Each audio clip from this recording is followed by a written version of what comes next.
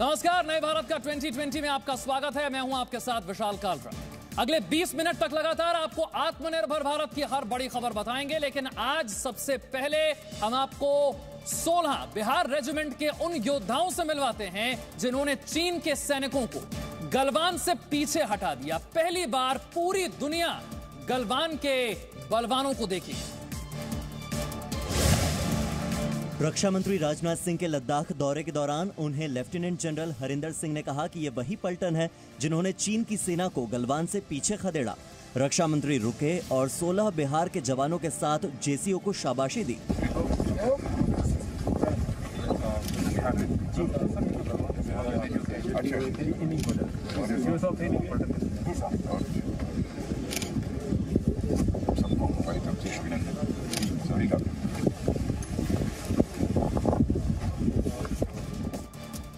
पांच अगस्त को पीएम मोदी अयोध्या के राम मंदिर का भूमि पूजन करेंगे। भूमि पूजन के साथ ही श्री राम के भव्य मंदिर निर्माण का शुभारंभ भी हो जाएगा। 5 अगस्त को श्री राम मंदिर भूमि पूजन के लिए प्रधानमंत्री नरेंद्र मोदी अयोध्या जाएंगे। 5 अगस्त को अयोध्या में सुबह 8 बजे से ही श्री राम जन्मभूमि पर भूमि पूजन कार्यक्रम की शुरुआत हो जाएगी। भूमि पूजन के लिए पीएम मोदी के संसदीय क्षेत्र वाराणसी से कुछ खास पुजारी अयोध्या आएंगे। पीएम मोदी का दौरा सुबह 11 बजे से दोपहर 1:10 तक होगा। अयोध्या में श्री राम मंदिर निर्माण के लिए 25 नवंबर से फंड इकट्ठा करने का अभियान शुरू किया जाएगा। मंदिर निर्माण पर करीब 300 करोड़ रुपए की लागत आने की संभावना है। शिला पूजन के समय ये चांदी का है पूरा। शिला पूजन के समय ये रखा जाएगा और मोदी जी के हाथ से रखा जाएगा। पाकिस्तान में धार्मिक असहिष्णुता का एक और उदाहरण देखने को मिला है। खैबर पख्तूनख्वा में मिली गौतम बुद्ध की एक प्राचीन प्रतिमा को तोड़ दिया गया है। एक खेत में खुदाई के दौरान गांधार सभ्यता का यह प्राचीन अवशेष मिला था, लेकिन मूर्ति को गैर इस्लामिक बताकर इसे तोड़ दिया गया। वीडियो में मूर्ति को तोड़ते हुए देखा जा सकता है। यह मूर्ति 7वीं सदी की थी, जो तख्तबई इलाके में एक घर में मिली। मौलवी के गैर इस्लामी बताने पर लोगों ने हथौड़े से इसे तोड़ दिया। इस मामले में 4 लोगों को गिरफ्तार किया गया है। दिल्ली और आसपास के इलाकों में आज तेज बारिश होती रही। दिल्ली के आईटीओ में इस वक्त भी काफी पानी भरा हुआ है। दिल्ली में कई जगहों पर पानी भर गया। कुछ ही घंटों में दिल्ली में 4 मिलीमीटर से ज्यादा बारिश रिकॉर्ड की गई। दिल्ली में आईटीओ के पास अन्ना नगर इलाके में बारिश के पानी से नाला ओवरफ्लो हो गया। पानी के बहाव से आसपास की मिट्टी कट गई और नाले के किनारे पर बना 2 मंजिला मकान नाले में ही ढह गया। पुलिस और प्रशासन की टीम मकान के मलबे में दबे लोगों की तलाश कर रही है। दिल्ली में जल भराव पर बीजेपी नेता मनोज तिवारी ने दिल्ली सरकार पर निशाना साधा। मनोज तिवारी ने कहा कि मानसून की पहली बारिश ने ही केजरीवाल सरकार की तैयारियों की पोल खोल दी है। वहीं दिल्ली में जल भराव पर सीएम अरविंद केजरीवाल ने ट्वीट करके जवाब दिया कि इस साल सभी एजेंसियां, चाहे वो दिल्ली सरकार की हो या एमसीडी की, कोरोना नियंत्रण में लगी हुई थी और इस वजह से उन्हें काफी मुश्किलें आई हैं। दिल्ली के कई इलाकों में आज भारी बारिश होती रही। लोगों को गर्मी से राहत तो मिली, लेकिन तेज बरसात से कई सड़कें और अंडरपास पानी में डूब गए। हर साल की तरह इस साल भी बारिश के पानी में दिल्ली का मिंटो ब्रिज अंडरपास डूब गया। मिंटो ब्रिज अंडरपास में डीटीसी की एक बस पानी में डूब गई, जिसे निकालने के लिए दमकल विभाग को काफी मेहनत करनी पड़ी। सड़कों पर पानी भरने से कई इलाकों में दिन भर जाम की स्थिति बनी रही। दिल्ली के मिंटो ब्रिज के अंडरपास के डूबने से एक टेम्पो चालक की मौत हो गई। घटना के वक्त वो टेम्पो लेकर नई दिल्ली रेलवे स्टेशन की तरफ से कनॉट प्लेस की तरफ जा रहा था। तभी अंडरपास में टेम्पो फंस गया और डूबने से उसकी मौत हो गई। दिल्ली के जखीरा रेलवे ब्रिज के नीचे भी भारी बारिश के बाद पानी भर गया, जिससे आने जाने वाले लोगों को काफी मुश्किलों का सामना करना पड़ा। दिल्ली के जखीरा रेलवे ब्रिज के नीचे जल भराव के कारण 3 बसें और एक टेम्पो फंस गया। पानी में एक रिक्शा चालक भी फंस गया, जिसे बाद में पुलिस और दमकल विभाग ने रेस्क्यू कर लिया। पानी में फंसकर कई दूसरी गाड़ियां भी खराब हो गई।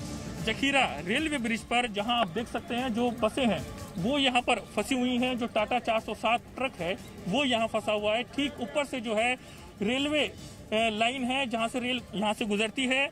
और ये जो रेलवे ब्रिज है इसके नीचे से जो तमाम जो ट्रैफिक निकल रहा था, जो वाहन थे वो यहाँ पर फंस गए। और ये बताया जा रहा है कि रात में जब बारिश हुई उसके बाद से धीरे धीरे यहाँ पानी भरने लगा और सुबह 6 बजे तक पानी इतना ज्यादा हो गया, जो बसें यहाँ से निकल रही थी, जो ट्रक यहाँ से निकल रहे थे, वो इसमें फंस गए। और अब आपको बताते हैं दिल्ली के कुछ और इलाकों का हाल क्या है। दिल्ली के रोहिणी, पहाड़गंज, कोटला, मुबारकपुर और मंदिर मार्ग पर दीवार ढहने और छत गिरने से की घटनाएं भी हुई। साउथ एक्स, मूलचंद से लाजपत नगर और मोदी मिल फ्लाईओवर पर लंबा जाम लगा रहा। आईटीओ में जहां भयंकर जाम से लोगों को दिक्कत हो रही है, वहीं मंडी हाउस और रेल भवन के पास पानी भर जाने से लोगों को आने जाने में परेशानी का सामना करना पड़ रहा है। दिल्ली के Vikas Marg, Chandni Chowk, Model Town, Vijay Chowk, Laxmi Nagar, metro station, Yamuna bridge, Wazirabad, ये वो इलाके हैं जहां पर पानी भरा हुआ है।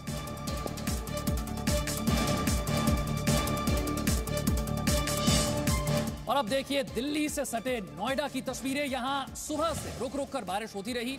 तेज बारिश से लोगों को उमस भरी गर्मी से राहत तो मिल गई, लेकिन कई सड़कें और कई इलाके किस तरह से वहां पानी ही पानी था हर तरफ। ये देखिए कई इलाकों में सुबह तक जल जमाव की स्थिति थी, लेकिन बेहतर मैनेजमेंट के चलते पानी की निकासी आसानी से हो गई।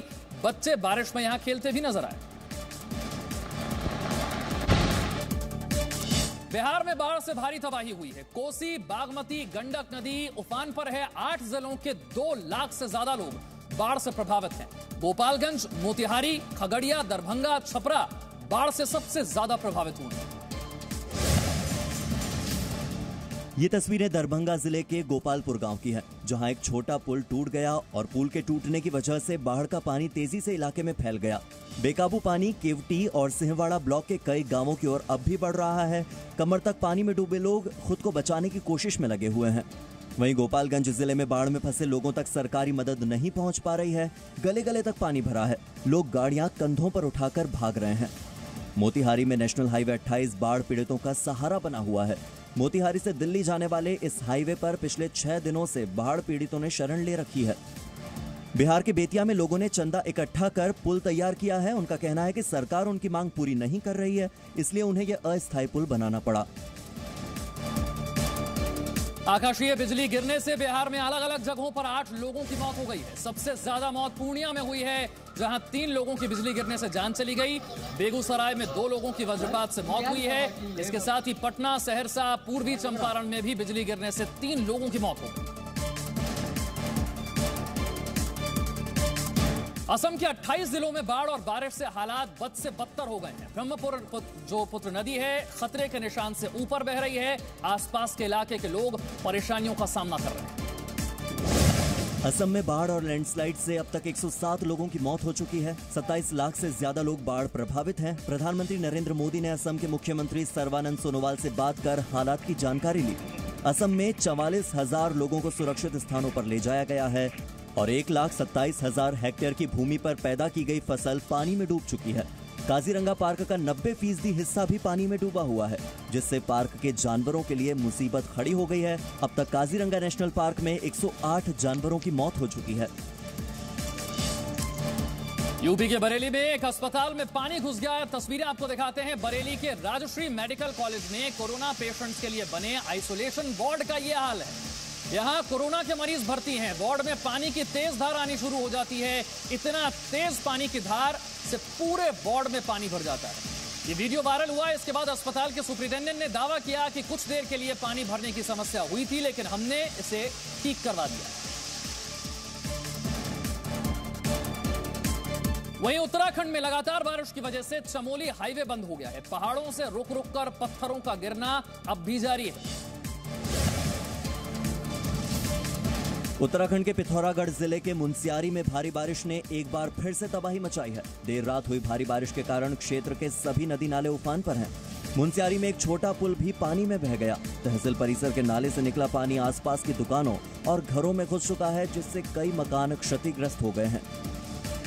उत्तराखंड के पीपलकोट इलाके में लंबा जाम लग गया है। चमोली हाईवे पर 24 घंटे से ज्यादा वक्त से रास्ता बंद है। वहीं 22 घंटे की कोशिश के बाद बांसबाड़ा में केदारनाथ हाईवे को खोल दिया गया है। हिमाचल प्रदेश के किन्नौर में बारिश के कारण कई लोग गांव में फंस गए हैं, जिन्हें बचाने के लिए रेस्क्यू ऑपरेशन चलाया गया है। ये तस्वीरें देखिए, एक बड़ी लकड़ी डालकर उसके सहारे रेस्क्यू टीम नदी के दूसरे छोर तक जा रही है। लोगों को एक किनारे से दूसरे किनारे ले जाया जा रहा है। ये लोग बारिश के कारण जिस बातसेरी गांव में फंसे थे वहां तक पहुंचने के सारे रास्ते बंद हो गए थे। ऐसे में रस्सी और लकड़ी की मदद से रेस्क्यू टीम इन लोगों तक पहुंची और सभी लोगों को बचाया गया। राजस्थान के जयपुर में भी तेज बारिश हुई है और तस्वीर दुर्गापुरा रेलवे स्टेशन की दिखा रहे हैं आपको। तेज बारिश के कारण रेलवे ट्रैक पानी में डूब गया। जयपुर में पिछले कई दिनों से उमस और गर्मी थी, लेकिन शहर में जैसे ही अच्छी बारिश हुई लोगों को राहत तो मिली, लेकिन रेलवे के इंतजाम की पोल खुल गई। हालांकि रेलवे ट्रैक पर पानी भरने से कोई हादसा नहीं हुआ। वहीं केरल के कोच्चि में भी बारिश ने हालात खराब कर दिए हैं। समुद्र के किनारे बसे गांव डूब चुके हैं। ये तस्वीरें कोच्चि के चेलम गांव की। समंदर ने किनारे छोड़ दिए। जहां तक नजर जाएगी आपको तबाही नजर आएगी। हर तरफ पानी ही पानी है। समुद्र की बड़ी लहरों ने इस गांव के घर को पूरी तरह तबाह कर दिया। 4 घर ऐसे हैं जो मामूली तौर पर क्षतिग्रस्त हुए हैं, लेकिन मंजर देखकर साफ पता चलता है कि लोग इससे खासे परेशान हैं। पेड़ घरों पर गिरे हैं और ऊंची लहरें अब भी उठ रही हैं। आयकर विभाग ने राजस्थान के मुख्यमंत्री अशोक गहलोत के करीबियों के यहां कुछ दिन पहले जो छापेमारी की थी उसमें करीब 12 करोड़ नकद मिला है। राजीव अरोड़ा, सुनील कोठारी और रतनकांत शर्मा के यहां छापेमारी की गई थी। तीनों को आईटी एक्ट के तहत नोटिस जारी हुआ था और अब अगले हफ्ते इनसे पूछताछ होनी है। कैश के साथ साथ इनके पास से 1 करोड़ 70 लाख के गहने भी मिले हैं। इसके साथ साथ विधायकों की खरीद फरोख्त के मामले में ऑडियो जांच प्रकरण को लेकर 8 सदस्यीय टीम गठित की जा चुकी है। इस सत्र में फ्लोर टेस्ट की बातों के साथ साथ होटल फेयरमाउंट में गहलोत कैंप के विधायकों को लगान फिल्म दिखाई गई। देश में कोरोना के मामले हर दिन रिकॉर्ड तोड़ रहे हैं। हालात बहुत खतरनाक नजर आ रहे हैं। आपको दिखाते हैं क्या है आज के ताजा आंकड़े। देश में कोरोना संक्रमण के कुल मामले बढ़कर 10,77,000 हो गए हैं। पिछले 24 घंटे में कोरोना के 38,903 नए मामले सामने आए और 543 लोगों की मौत हो गई। कोरोना से ठीक होने वालों की संख्या 6,77,000 हो चुकी है। 3,73,000 लोग अब भी संक्रमित हैं। वहीं कोरोना की वजह से लगे लॉकडाउन में गाजियाबाद में किस तरह से ड्रोन कैमरों की मदद से निगरानी की जा रही है वो आप इन तस्वीरों में देख सकते हैं। उत्तर प्रदेश में कोरोना के बढ़ते मामलों को देखते हुए प्रतिबंध बढ़ा दिया गया है। और कोरोना महामारी पर आपके लिए एक अच्छी खबर भी है। भारत में जल्द स्वदेशी वैक्सीन तैयार हो सकती है। डॉक्टर हर्षवर्धन ने ट्वीट करके कहा कि स्वदेशी कोरोना वैक्सीन का ह्यूमन ट्रायल शुरू है। वैक्सीन के लिए जारी प्रयास के सकारात्मक संकेत मिलने लगे हैं। हम जल्द ही महामारी पर जीत हासिल कर लेंगे। पटना एम्स में कोरोना वैक्सीन का मानव परीक्षण शुरू कर दिया गया है। ट्रायल में शामिल कोरोना वॉलेंटियर्स को रोजाना 15 ml की डोज दी जा रही है। फिलहाल पहले फेज का ट्रायल चल रहा है। 14 दिनों तक चलने वाले ट्रायल में डॉक्टर निगरानी बनाए रखेंगे। वहीं दिल्ली के एम्स में सोमवार से कोरोना वायरस की वैक्सीन का सबसे बड़ा मानव परीक्षण शुरू होगा। दिल्ली के निहाल विहार में अपराध की बड़ी घटना सामने आई है। यहाँ एक महिला और उसके 2 बच्चों की हत्या की गई। सुबह 11:30 बजे बदबू आने पर मकान मालिक की तरफ से पुलिस को जानकारी दी गई। पुलिस ने जाकर देखा तो बिस्तर पर महिला और 2 बच्चों का शव पड़ा था। चेहरे और सिर पर चोट के निशान थे। बताया जा रहा है कि घर से एक हथौड़ा भी मिला है। आशंका है कि हत्या इसी हथौड़े से की गई। पुलिस को शुरुआती जांच में महिला के पति पर शक है, वो घर से फरार है। पुलिस ने ट्रिपल मर्डर का केस दर्ज करके शवों को पोस्टमार्टम के लिए अस्पताल भेज दिया है। नए भारत का 2020 में वक्त एक छोटे से ब्रेक का है, फौरन हाजिर हूं। Presenting V News app available on Google Play and App Store. Download it now.